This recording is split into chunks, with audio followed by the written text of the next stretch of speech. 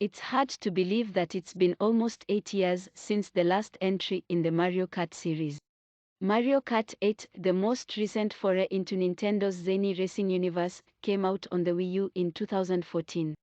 An updated Switch version, Mario Kart 8 Deluxe, was released in 2017, but it was an expansion of Mario Kart 8 rather than a fully new entry. It's understandable that fans are chomping at the bit for a new entry, myself included.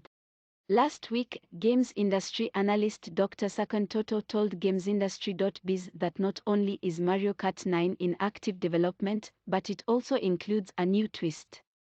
The series is no stranger to gimmicks. Mario Kart Double Dash allowed two players to ride on the same kart, for example, but Toto's announcement sent the community into overdrive regardless. For the last several days, many have been dreaming up their perfect Mario Kart, complete with fresh courses, characters, and ideas. As someone who's put more than 1,500 hours into Mario Kart over the last decade, here is everything I want to see in Mario Kart 9. One of Mario Kart 8's biggest shakeups was its inclusion of racing tracks themed around other Nintendo properties. For the first time, players could race through Hyrule from The Legend of Zelda, a town from Animal Crossing, New Leaf, and more, alongside the usual Marioverse-themed courses. Though these tracks only made up a handful of the full roster, they made the game seem infinitely bigger in scope. Mario Kart 9 would do well to follow in 8's footsteps by expanding the roster of playable courses even more. Players could potentially race through a wooded route from Pokémon, a desolate planet from Metroid, or even one of the golf courses from Wii Sports for a real throwback.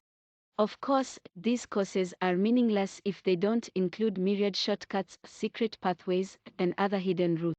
Nintendo has always been good about including these elements in Mario Kart, but it will be interesting to see what new shortcuts are available with the introduction of a new mechanic. The Big N also has the opportunity to bring back and freshen up some of the most popular tracks from series history. Mario Kart 8's retro courses were a bit boring. Why not liven up Mario Kart 9 with the return of something famous like Coconut Mall from Mario Kart Wii? Speaking of new courses, why not include some new characters? Like Super Smash Bros. Ultimate, Mario Kart 8 beefed up its roster by including characters from across Nintendo's many properties. Mario Kart 8 Deluxe added a few more characters on top of 8's list, including the Inklings from Splatoon and King Boo.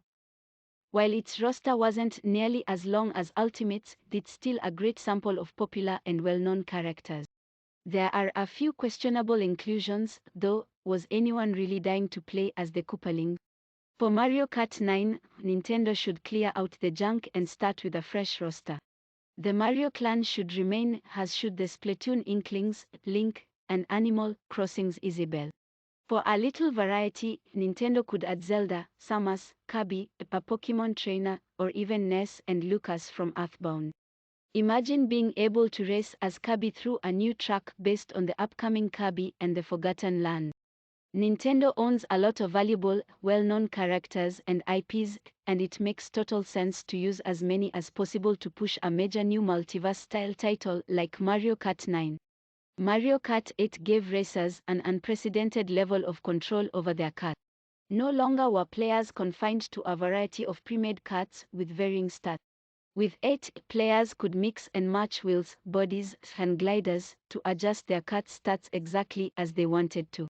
These creations might have looked like abominations, but at least they had great acceleration. With more customization options, I'm not suggesting that Mario Kart 9 should go the route of Forza Horizon 5 and let players tweak their karts at a minuscule level. Instead, I'd love to see more visual contrast between karts. Once players learned what the Meta Kart combination was in Mario Kart 8, they never played anything else, which made most races look like a sea of the same kart. Giving players more pre-made design options would visually diversify races. Nintendo could even get really wacky with the design. Imagine an Animal Crossing kart that looks like a drivable house or a Metroid-themed kart that looks like a spaceship. The possibilities are endless. I'm going to drill down into the nitty-gritty of Mario Kart's control with this one. Personally, I see Mario Kart Wii as the pinnacle of the series in terms of kart control. When you are driving a kart in that game, you never feel like it's out of control. Karts move predictably and reliably, and it's easy to see exactly what a given kart will do in any situation. Mario Kart Wii also gave players two different drift options depending on the kind of vehicle they use. Most karts used a wider drift that resulted in a longer speed boost, while most bikes used a tighter, quicker drift that allowed for more precision. Since Mario Kart 8 doesn't include those bike mechanics, that more precise drift option was removed from the series. Mario Kart 8 also feels a lot looser, with less control overall on the path of your kart and very unforgiving off-road slowdowns that can wreck your ride if you're not careful. I realize that this is not what the vast majority of Mario Kart players are thinking while they play.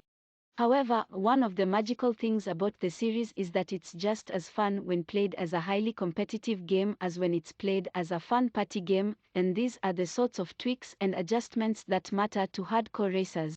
If Mario Kart 9 brought back drift options and tightened the precision of its driving controls, both groups of players would benefit, especially those who find themselves sliding off cliff edges at inopportune moments. Better controls can only help the series as a whole, and I hope the experiment that was Mario Kart with control scheme will return in later iterations. Though Dr. Saken Toto expects Nintendo to tease Mario Kart 9 this year, if not release it entirely, the company has been tight-lipped about any future series entries, as usual. It's possible that the next Mario Kart might not even be on the Switch, instead, it could feature as a launch title for the Big NS next flagship console. Either way, there's no way that the company isn't thinking about making a sequel, given that Mario Kart 8 recently became the best-selling Mario Kart of all time. If Mario Kart 9 includes even a few of the things I've listed above, it'll be a happy camper, I mean, happy racer.